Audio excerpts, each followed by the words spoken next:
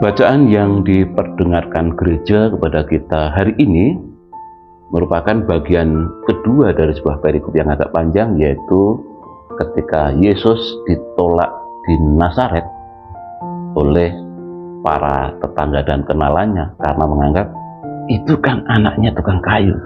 Maka di awal perikop hari ini Yesus berkata, "Aku berkata kepadamu, sesungguhnya tidak ada nabi yang dihargai di tempat asalnya." Dan Yesus juga melanjutkan, "Aku berkata kepadamu dan kataku ini benar.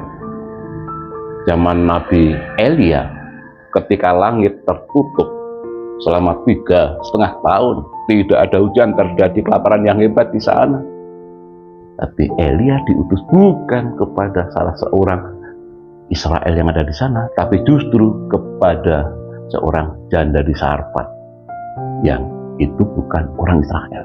Demikian juga ketika Nabi Elisa, ketika di Israel terjadi banyak orang yang mengalami sakit kusta, Nabi Elisa pun tidak menyembuhkan seorang pun di antara orang Israel yang kena sakit kusta itu.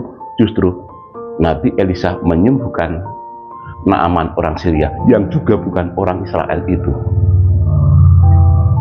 Masa Paskah, masa retret agung, kesempatan yang bagus bagi kita untuk melihat diri sendiri, melihat perjalanan yang pernah kita lalui pada masa-masa yang lalu.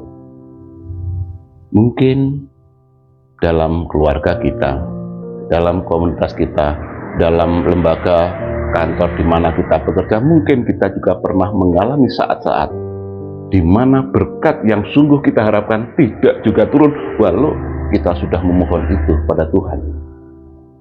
Lalu belajar dari yang dialami Yesus, Nabi Elia dan Nabi Elisa.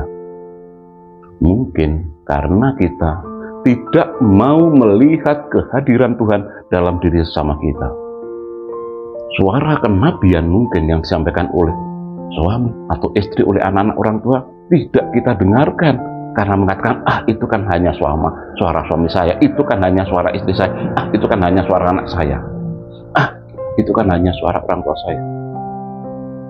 Jangan-jangan kita sebagai orang tua justru menjadi penghalang hadirnya berkat bagi keluarga.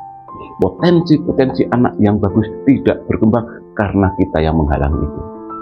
Mungkin di komunitas kita, mungkin di lembaga kita, ketika kita merindukan berkat dari Tuhan, tidak juga mendapatkan. Jangan-jangan karena kita tidak melihat kehadiran Tuhan dalam diri sesama, dalam diri teman-teman kita. Ada begitu banyak potensi bakat yang bagus yang tidak kita maksimalkan karena kita hanya mengatakan, dia itu kan. Dan akhirnya justru bakat talenta ini mungkin justru menjadi berkat di tempat yang lain. Sekali lagi, masa Prapaskah, masa yang paling bagus untuk berefleksi.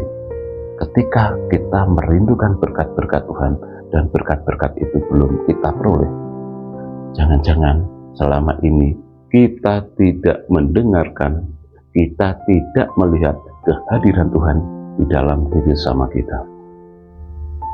Sarapan pagi menggunakan ikan agar tidak amis, ditambahkan cuka. Berkat akan selalu tercurahkan kepada hati yang senantiasa terbuka. Dan akhirnya di awal masa Prapaskah yang ketiga ini kembali saya sampaikan, salam bicara kasih.